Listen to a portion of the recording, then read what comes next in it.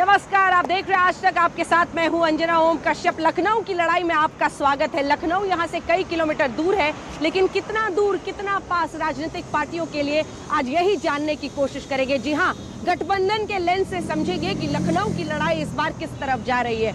सबसे पहले बात अरबी मूल की एक कहानी की, लैला मजनू की कहानी।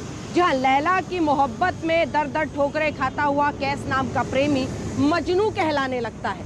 लैला मजनू की यही सदियों पुरानी कहानी इस बार लखनऊ की लड़ाई में बहुत चर्चित है, और वो इसलिए क्योंकि हैदराबाद का एक नेता लखनऊ में अपने आप को लैला कह रहा है। 9 महीने में 12 बार असदुद्दीन ओवैसी ने अपने आप को लैला कहा है। लैला वो तो मजनू कौन? मजनू क्या वो तमाम पार्टियां हैं जो उनके साथ गठबंधन साधना चाहती हैं? ऐसा कम से कम वो कहते हैं। बीजेपी, समाजवादी पार्टी, आरएलडी, इन सब पर अगर हम जिक्र करें तो मामला यही बनता है कि लैला अगर असदुद्दीन ओवैसी है तो क्या उनके साथ का मायने ये है कि जिसकी तरफ वो चले जाएं, मुस्लिमों की मोहब्बत का वोट वो उनकी तरफ लुटवा सकते हैं? चलिए आज लखनऊ की लड़ाई में लैला और लैला के इसी चैप्टर के साथ शुरुआत करते हैं और आपको बताते हैं कि क्या आने वाले वक्त में इसी लैला के साथ यानी ओवैसी के साथ अखिलेश यादव का कोई रिश्ता पनप सकता है। अगर किसी को किसी से मोहब्बत है, यानी मैं लैला हूं, ये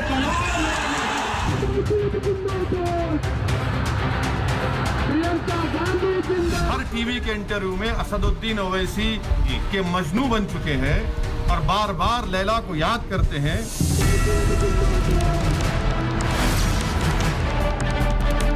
माशाल्लाह से जब लैला जाती है तो पूरे मजनू आप तरह के पीछे आते हैं ना हमारे, इसीलिए तो प्रेजेंस है बोल के आते हैं ना आप।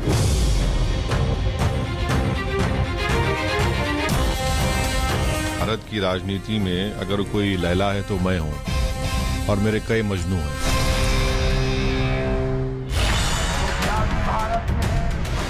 ओवैसी जिनके 38 में से 37 उम्मीदवार अपनी जमानत भी पिछले चुनाव में उत्तर प्रदेश में नहीं बचा पाए।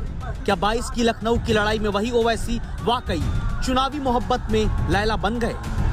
उत्तर प्रदेश के मुख्यमंत्री जो हर टीवी के इंटरव्यू में असदुद्दीन ओवैसी के मजनू बन चुके हैं और बार बार लैला को याद करते हैं। ओवैसी जिनके लिए पौने 5 साल पहले यूपी में आधा फीसदी भी मुस्लिम मतदाता अपना वोट नहीं लुटा सका, फिर किस दम पर ओवैसी खुद को लैला बाकी हर दल को मजनू बताते फिरते हैं। माशाल्लाह से जब लैला जाती है तो पूरे मजनू आप तरह के पीछे आते हैं ना हमारे, इसीलिए तो प्रेजेंस है बोल के आते हैं ना आप तो हर एक के पीछे नहीं जाते ना।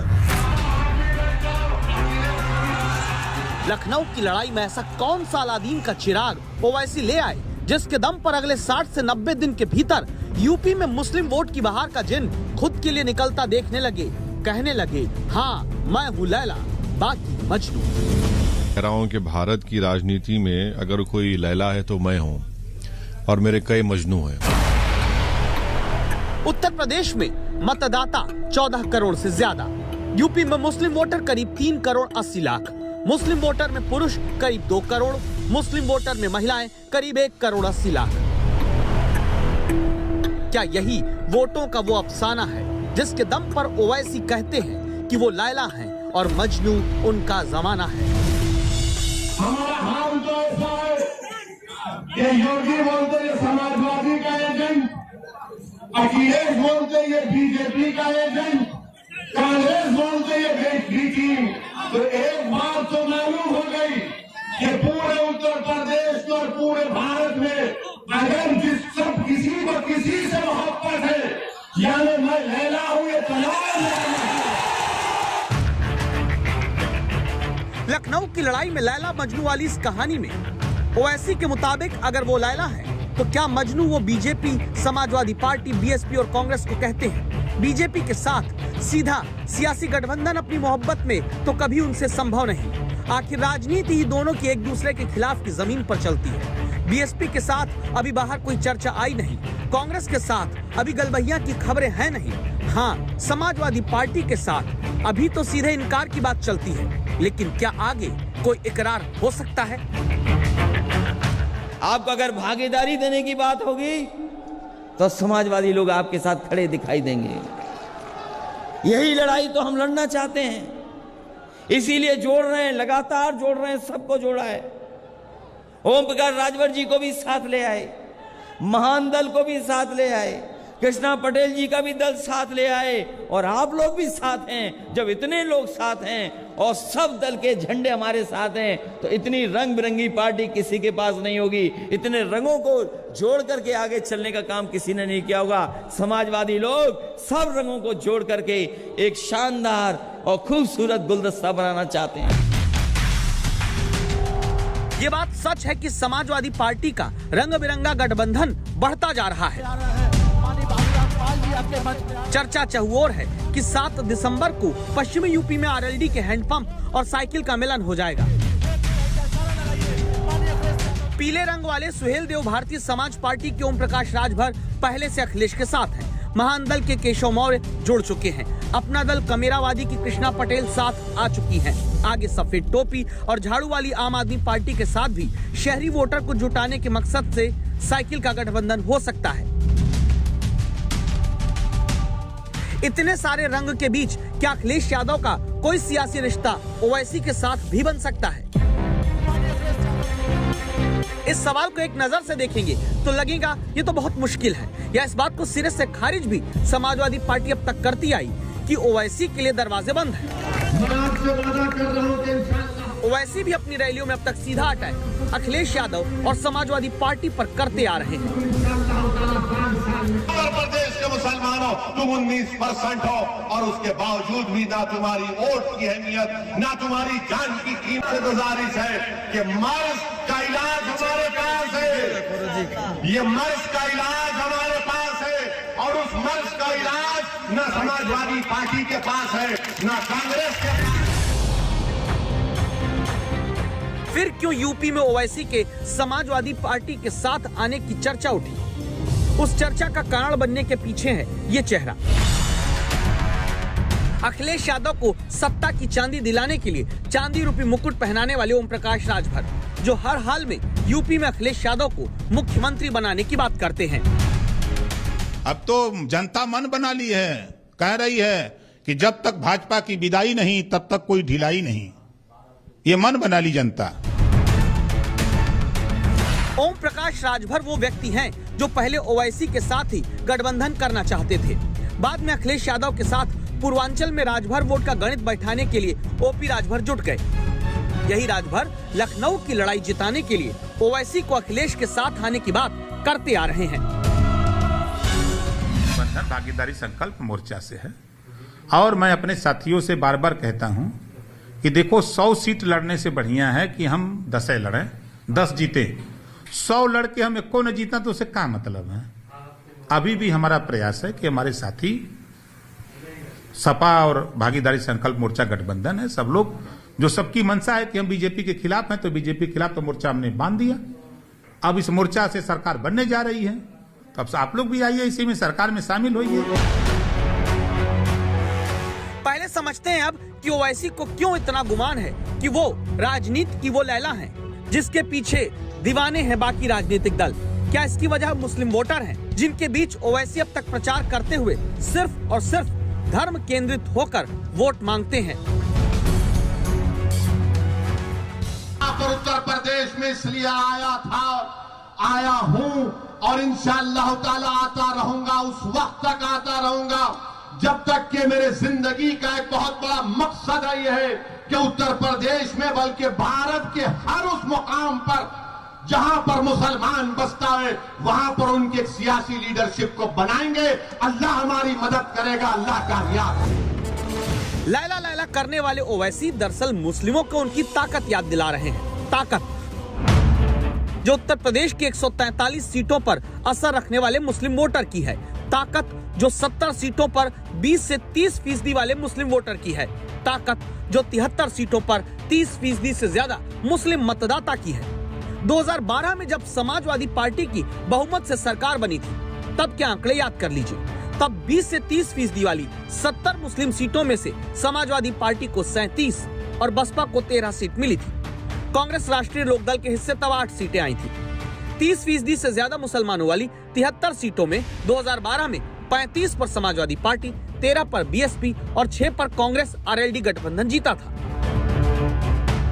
अब अगर समाजवादी पार्टी को दोबारा बहुमत चाहिए तो उसे मुस्लिम बाहुल्य सीटों पर बड़ी कामयाबी हासिल करनी होगी। क्या ओवैसी जरूरी हो सकते हैं? सवाल की वजह है मुस्लिम सीट पर वोटिंग पैटर्न। 2017 में उत्तर प्रदेश में 6 मुस्लिम बाहुल्य सीट का वोट गणित क्या था, ये हमने आपके लिए लखनऊ की लड़ाई समझने के लिए निकाला है। सहारनपुर की देवबंद सीट, यहाँ पर समाजवादी पार्टी और कांग्रेस मिलकर लड़े, बीएसपी अलग थी। तीनों को मिलकर 1,28,229 वोट मिले, लेकिन जीत हुई बीजेपी उम्मीदवार की, जिसे 1,02,000 वोट मिला। बिजनौर में नूरपुर मुस्लिम बाहुल्य सीट, समाजवादी पार्टी कांग्रेस मिलकर लड़े, बीएसपी अलग थी।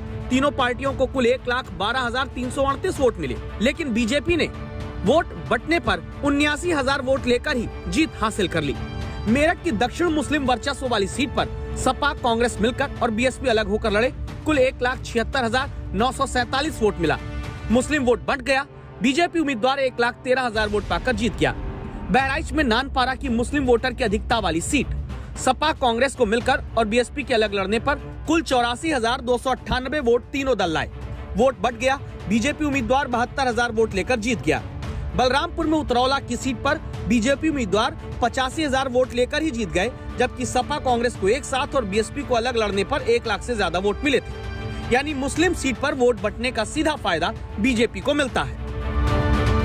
इस बार क्या वही नुकसान समाजवादी पार्टी को मुस्लिम सीट पर ओवैसी नहीं पहुंचाएंगे, जो मुस्लिम बाहुल्य सीट पर ही चुन चुनकर पूरी उम्मीद है कि अपने उम्मीदवार उतारने जा रहे हैं। उत्तर प्रदेश में जितने समाज हैं, जो पिछड़े समाज भी हैं, हर एक का एक नेता है, हर एक की पहचान है, हर एक की ताकत है। अगर किसी का कोई नेता नहीं है, अगर किसी की कोई पहचान नहीं है, अगर सबसे तौर पर सियासी तौर पर जिसको यतीम और लाचार बनाकर छोड़ दिया गया, वो उत्तर प्रदेश का 19% का मुसलमान है। बताओ तुम्हारा नेता कौन है उत्तर प्रदेश में? अब आगे किसी भी हालत में रत्ती भर की गुंजाइश रखते हुए कुछ सीटों पर किसी भी तरह से अंदर खाने या बाहर से समझौता ओवैसी और समाजवादी पार्टी के बीच होता है तो भी फायदा बीजेपी ही उठाएगी, क्योंकि तब वो इसे सीधे मुस्लिम वोटों के लिए विरोधियों की एकजुटता बताकर बहुसंख्यक वोट को अपनी तरफ मोड़ देगी। इसीलिए अब तक समाजवादी पार्टी ओवैसी की मोहब्बत में दोस्ती की भी पींगे बढ़ाने को सीधा इनकार करती है। समाजवादी पार्टी के माननीय राष्ट्रीय अध्यक्ष जी ने हरदोई में शायद आप लोगों से ही बात करते करते इस बात को साफ किया था कि वो गठबंधन का हिस्सा नहीं होंगे। अयोध्या भी भारत में है, फैजाबाद भी भारत में है। फिर क्या ओवैसी की पॉलिटिक्स अभी लखनऊ की लड़ाई में वो बॉल है जिसे खुद अपनी तरफ लपकने की बजाय दूसरे की तरफ उछालने से फायदा ज्यादा है? क्या इसीलिए ओवैसी को अब तक हर दल एक दूसरे की बी टीम और एजेंट कहता है? ओवैसी खुद को लैला, बाकी को मजनू।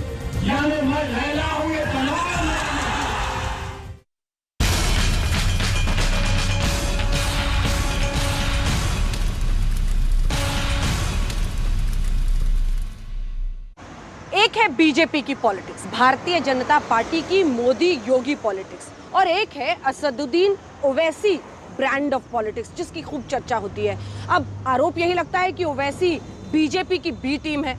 आरोप ये भी लगता है कि वो समाजवादी एजेंट है, जो योगी खुद लगाते हैं कि असदुद्दीन ओवैसी तो समाजवादी पार्टी के एजेंट हैं, या फिर ओवैसी और बीजेपी चाचा भतीजा हैं, जैसा आरोप राकेश टिकैत ने लगाया है।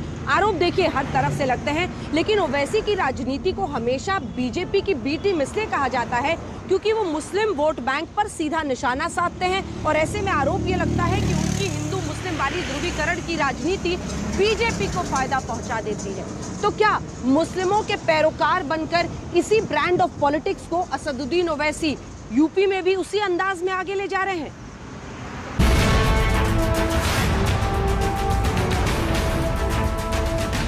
ओवैसी समाजवादी पार्टी के एजेंट बनकर के प्रदेश में भावनाओं को भड़काने का कार्य कर रहे हैं। जिनके आप नाम ले रहे हैं, क्या वो भारतीय जनता पार्टी को हराना चाहते हैं? बैठ कर फैसला कर लीजिए कि ओवैसी किसका एजेंट है।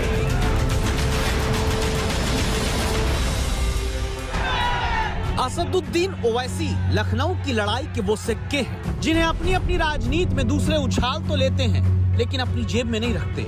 इसीलिए ओवैसी यूपी की अपनी रैलियों में ये कहकर तालियां बटोरते हैं। जैसा कि यादव ने अपने घर की शादी में मोदी को बुलाया, पूरे भाजपा के लीडरों को बुलाया, उसी तरह कहिए जरा बैठ जाइए, बैठ कर फैसला कर लीजिए कि ओवैसी किसका एजेंट है। ओवैसी किसके एजेंट, ये कहने की नौबत क्यों आई? इसे समझने से पहले इन तस्वीरों को देखिए। अयोध्या में सरकारी योजना के तहत सामूहिक विवाह का आयोजन होता है। जो गरीब हैं, जो बड़ा खर्च नहीं कर सकते, धूमधाम से सरकार ने उनकी शादी कराई, वरमाला डाली गई, जोड़ों का गठबंधन बना। इसी जगह पर अयोध्या में जहां हिंदू रीति रिवाज से सामूहिक विवाह का आयोजन हुआ, वहीं पर सामूहिक निकाह भी कराया गया। मुख्यमंत्री योगी आदित्यनाथ खुद इस कार्यक्रम में पहुंचे। हिंदू मुस्लिम दोनों बेटे बेटियों की शादी का आयोजन तो एक साथ हो जाता है, लेकिन हिंदू मुस्लिम वोट के ध्रुवीकरण की राजनीति अलग अलग की जाती है, जिसमें ओवैसी को समाजवादी पार्टी का एजेंट मुख्यमंत्री बताते हैं। आज प्रदेश में दंगा नहीं, हर व्यक्ति जानता है कि ओवैसी समाजवादी पार्टी के एजेंट बनकर के प्रदेश में भावनाओं को भड़काने का कार्य कर रहे हैं। जिन ओवैसी पर अब तक पूरे देश में अलग अलग कई राज्यों में सिर्फ यही आरोप लगता आया कि हर राज्य में वो बीजेपी की बी टीम बनकर ध्रुवीकरण की जमीन तैयार करते हैं, उन्हें बीजेपी दूसरे दल का एजेंट कहती है। यही काम समाजवादी पार्टी और किसान संगठन के राकेश टिकैत भी करते हैं।